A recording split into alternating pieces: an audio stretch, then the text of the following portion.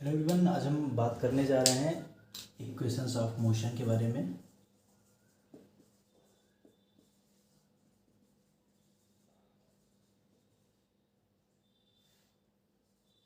Bye graphical method. Graphical method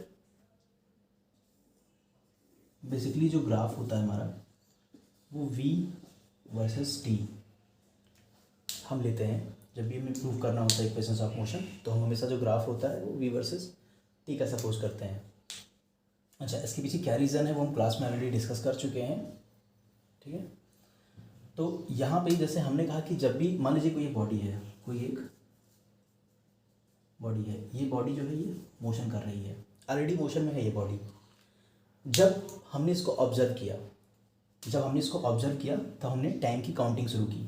यानी हमने इसको लगभग जब भी ऑब्जर्व किया तो उस समय हमने स्टार्टिंग किया कि अब यहाँ से हम इसको जो टाइम की काउंटिंग है वो हम स्टार्ट करेंगे। तो उस समय टाइम हमने लेट सपोज किया 0 सेकेंड पे हमने ऑब्जर्व किया इसको। तब इसकी जो इनिशियल वेलोसिटी थी वो u थी और हमने इसको ऑलमोस्ट t टाइम तक ऑब्जर्व किया and by the end of this time t हमें मिला कि जो हमारी वेलोसिटी है वो v हो गई। तो सबसे पहले क्या हम लेंगे, सबसे पहले हम इन दोनों पॉइंट्स को इस ग्राफ पे प्लॉट करेंगे। तो इसको हम पहले पूरा लिख देते हैं, इस v को हम लिख देते हैं वेलोसिटी और इस t को हम लिख देते हैं टाइम।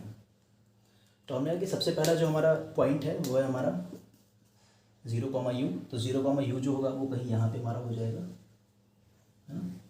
तो हम कहेंगे कि ये जो डिस्टेंस हो जाएगी वो u हो जाएगी।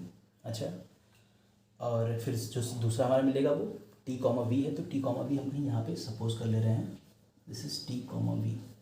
इसका मतलब ये होगा कि ये इस डिस्टेंस को हम t सपोज करेंगे और इस डिस्टेंस को हम v सपोज करेंगे। फिर हम इन दोनों पॉइंट्स को क्या करेंगे, मिला देंगे। इन दोनों पॉइंट्स को हम मिला देंगे। तो हमने कहा कि हमने जो भी ये बॉडी जो मोशन कर रहा था इसका हमने जो भी मोशन ऑब्जर्व किया उसका जो ग्राफ है वेलोसिटी वर्सेस टाइम पे वो कुछ इतना था।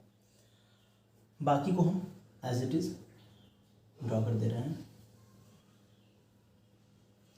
चलिए कुछ नाम भी दे देते हैं इनको हम,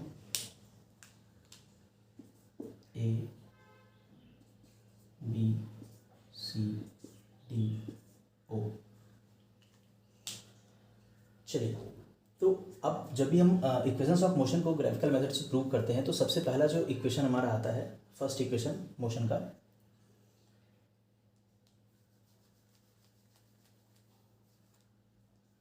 वो हमारा होता है v = u + at।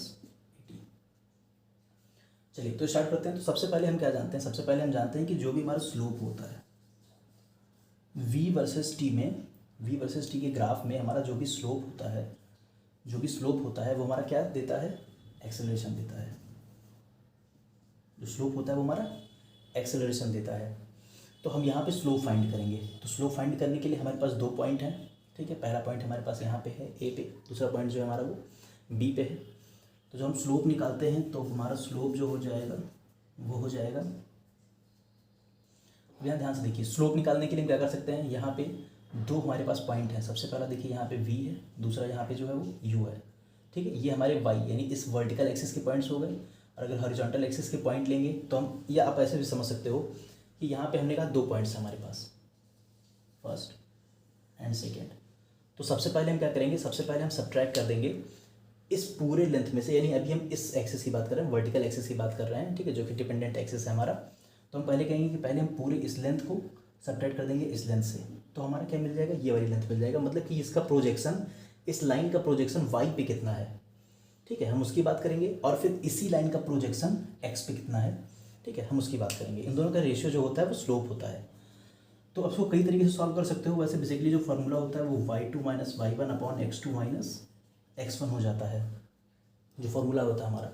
आप प्रोजेक्शन से भी बात कर सकते हो, यानी इस पॉइंट का प्रोजेक्शन पहले इस पे डालेंगे, फिर ये पॉइंट तो खैर मान लीजिए वर्टिकल एक्सिस पे ही है। तो यहाँ से हमें मिल जाएगा v - u / x2। x2 का मतलब होगा कि आप अब इस पॉइंट का प्रोजेक्शन आप x पे डालोगे तो हम देख सकते हैं कि यहाँ पे t वैल्यू आ रही है, t माइनस इसका 0 पे आ रहा है प्रोजेक्शन, तो 0 हो जाएगा। ठीक है, देन यहाँ से इसको हम फर्दर सॉल्व करते हैं। हम जानते हैं कि जो स्लोप होता है वो क्या होता है, a होता है। कैसे, change in velocity with respect to time हो जाता है, तो एक्सेलरेशन जो होता है हमारा a हो जाता है। यहाँ से हो जाएगा a is equals to v minus u by t, a t is equals to v minus u which gives v is equals to u plus a t। This is your first equation of motion. This is your first equation of motion. अब हम second equation of motion की बात करेंगे, that is s is equals to u t plus half a t square. हमें s find करना है। s क्या होता है, डिस्प्लेसमेंट होता है। ठीक है, अभी यहाँ पे हम ये स्पेसिफाई नहीं कर रहे हैं कि s जो है वो डिस्प्लेसमेंट है या डिस्टेंस है, लेकिन इस ग्राफ को हम ऐसा मान रहे हैं कि ये जो है ये रेक्टिलिनियर मोशन है और वन डायरेक्शनल है, मतलब कि किसी पॉइंट a से b की तरफ ही जा रहा है। तो जब भी कोई ऐसा ऑब्जेक्ट होता है वो जो रेक्टिलिनियर मोशन कर रहा होता है, तो उसमें जो डिस्टेंस और डिस्प्लेसमेंट जो होता है वो सेम हो जाता है। तो अभी हम ऐसे ही केसेस के बारे में बात कर रहे हैं। चलिए, तो हमने कहा कि यहाँ पे जो s है उसको हम डिस्प्लेसमेंट अभी मान के चल रहे हैं।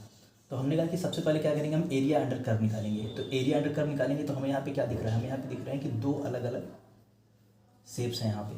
पहला हमें ट्रायंगल दिख रहा है, दूसरा हमें रेक्टेंगल दिख रहा है। तो हमने कहा कि हम फाइंड करेंगे एरिया अंडर कर्व।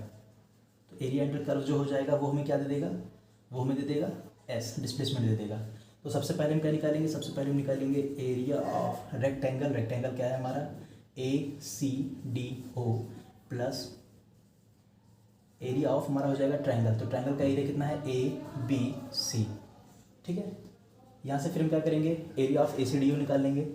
तो यहाँ पे हम देख सकते हैं कि ये हो जाएगा AO into OD plus area of triangle is 1/2 into triangle का एरिया कितना हो जाएगा, आप देख सकते हैं 1/2 क्या होता है, बेस इंटू हाइट। तो बेस है आपका AC इंटू हाइट है आपका BC।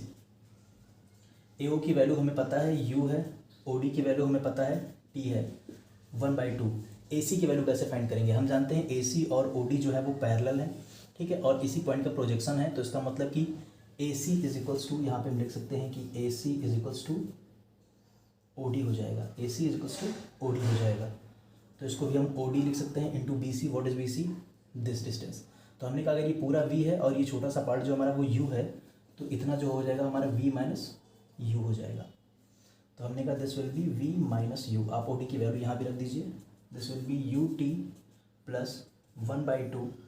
OD की वैल्यू कितनी मिली है हमें, T into V minus U। अब हम जानते हैं from first equation V is equals to U plus AT होता था, तो यहाँ से V minus U is equals to AT हो जाएगा। इस इक्वेशन की वैल्यू उठा के यहाँ पे रख देंगे, then it will be UT plus 1/2 T into AT and the equation will become UT plus half AT square, AT square हो जाएगा। And this is your second equation of motion. अब हम थर्ड इक्वेशन ऑफ मोशन के बारे में बात करेंगे, that is V square is equals to U square plus 2AS।